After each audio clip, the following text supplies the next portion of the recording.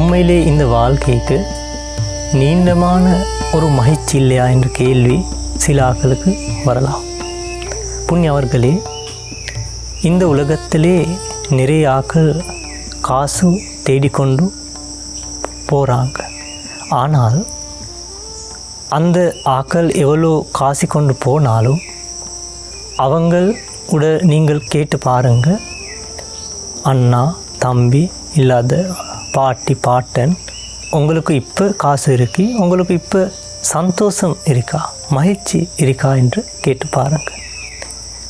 அவங்க உண்மை சொல்கிறாங்கன்னா அவங்க சொல்கிறாங்க இப்பையும் என்கிட்ட மகிழ்ச்சி இல்லை என்று சொல்கிறாங்க.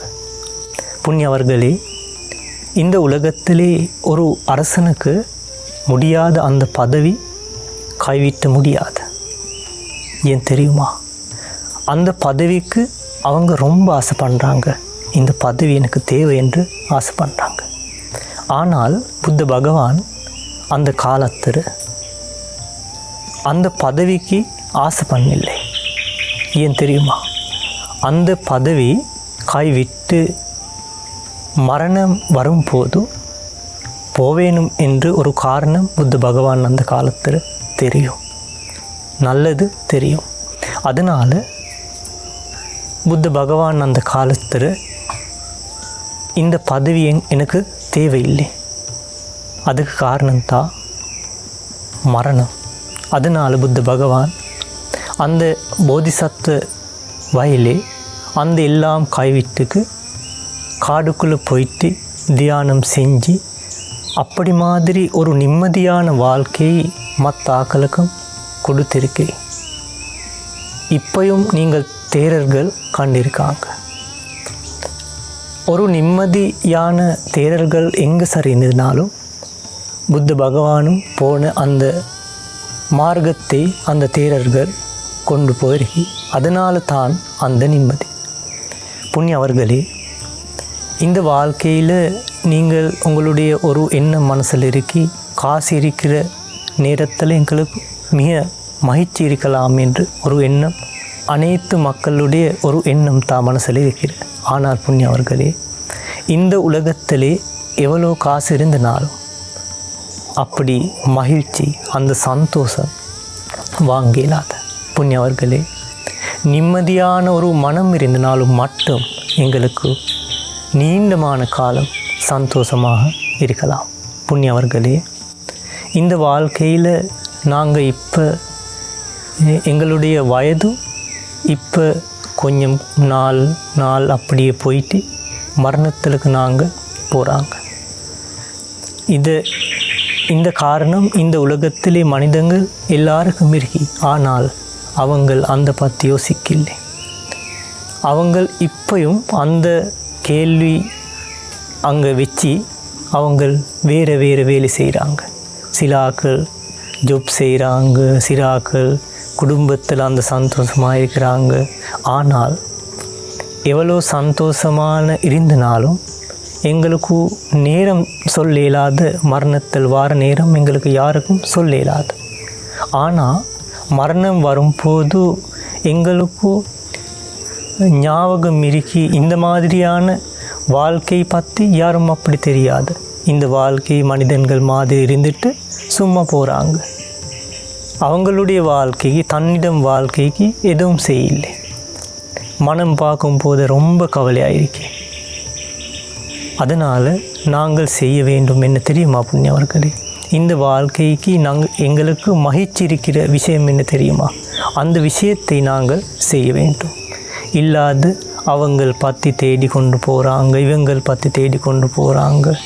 அந்த வேலை செஞ்சால் எங்களுடைய மனசில் அப்படியான மகிழ்ச்சி இல்லை.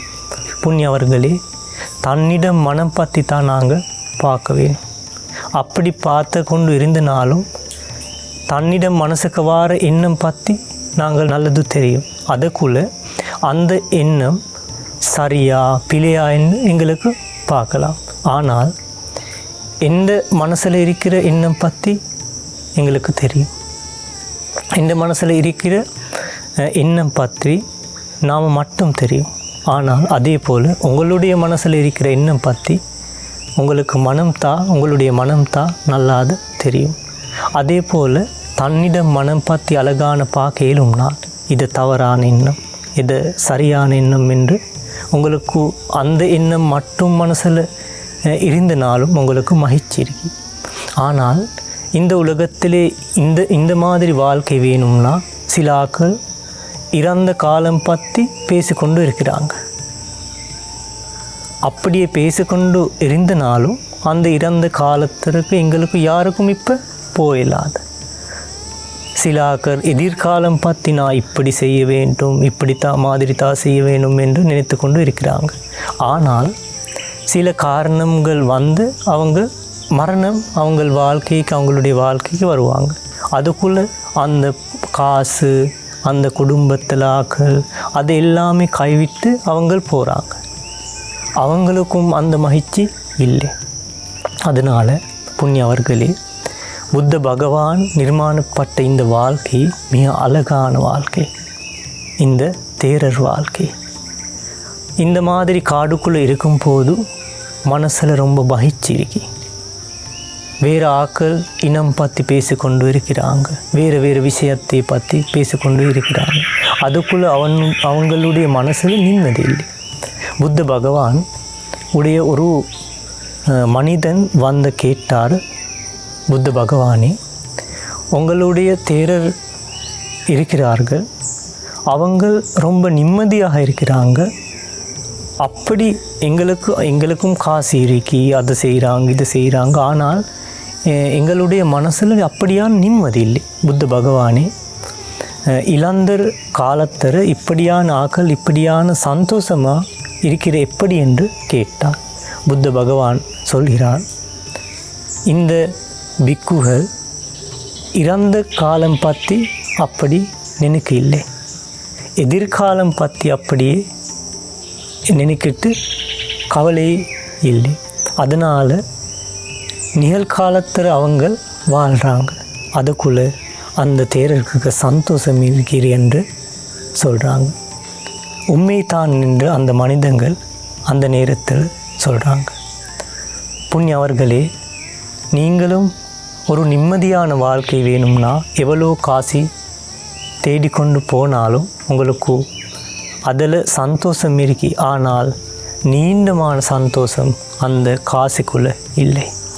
சின்ன நேரத்திலுக்கு கையில் கிடைக்கும் போது சின்ன சந்தோஷம் இருக்கு. ஆனால் அது கொஞ்சம் நேரம் போகும்போது அந்த சந்தோஷம் இல்லை. அதனால் ஒரு நீண்டமான சந்தோஷம் மகிழ்ச்சி உங்களுக்கு வேணும்னா நீங்கள் கட்டாயம் இந்த தேரல் வாழ்க்கைக்கு வந்துட்டு சரி, இந்த வாழ்க்கையை பற்றி நல்லா அதை பாருங்கள். அதுக்குள்ள உங்களுக்கு நிம்மதியான வாழ்க்கை கிடைக்கலாம். நீங்கள் வீட்டில் இருக்கும்போது சந்தோஷமாக இருக்க வேணும்னா என்ன செய்ய வேண்டும்?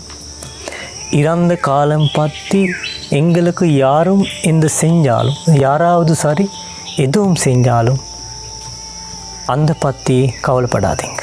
உங்களுக்கு சந்தோஷம் இருக்கிற வேணும்னா எதிர்காலம் பற்றி நான் இப்படித்தான் செய்ய வேணும் என்று எதிர்காலம் பற்றி அப்படி பார்க்காதீங்க. ஏன் தெரியுமா? எதிர்காலம் பற்றி இப்பயும் வரையில். அதனால் நீங்கள் செய்ய வேணும் ஏன் தெரியுமா? நீங்கள் இந்த நேரத்தில் மகிழ்ச்சியாக இருங்க பாருங்கள். அதுக்குள்ளே இந்த வாழ்க்கையில் உங்களுக்கு அதிகமாக சந்தோஷம் உங்களுக்கு வாழ்க்கையில் இருக்கு புண்ணியவர்களே. அதனால் இந்த பிக்கு வாழ்க்கை என்று சொன்னால் இந்த உலகத்திலே மிக அழகான நிம்மதியான வாழ்க்கை. அதனால் நீங்களும் அந்த வாழ்க்கையை பற்றி தெரிஞ்சிட்டு இந்த மாதிரியான வாழ்க்கையும் உலகத்தில் இருக்கிற என்று நீங்கள் சந்தோஷமாக இருக்க வேண்டும். புண்ணியவர்களே, இந்த தேரல் வாழ்க்கை என்று சொன்னால் அது மிக அழகான. பிச்சைக்காரனும் தேடிக்கொண்டு போகிறாங்க சாப்பாடு, அதையெல்லாம் தேடிக்கொண்டு போகிறாங்க. ஆனால் பிச்சைக்காரனுக்கு மனசில் நிம்மதி இல்லை. ஆனால் தேரர்களும் அது பிச்சைக்காரன் மாதிரி தான். அந்த தேரர்களும் அப்படியான வீடு வீடாக பிண்ட பார்த்து தானம் அப்படி தேடிக்கொண்டு போகிறாங்க.